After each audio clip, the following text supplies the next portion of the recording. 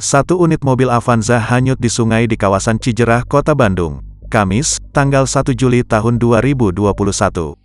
Berdasarkan laporan warga, peristiwa tersebut terjadi pada pukul 14.45 waktu Indonesia Barat siang tadi.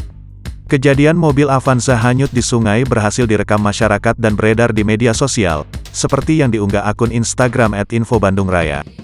Dalam video yang beredar, terlihat mobil Avanza berwarna putih tiba-tiba sudah masuk sungai.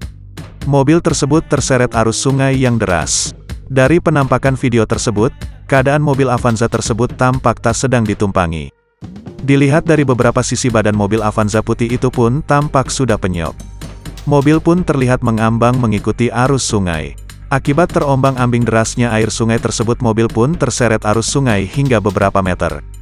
Diketahui mobil Avanza hanyut di sungai Cijerah tersebut disebabkan karena kirmir sungai Cijerah jebol.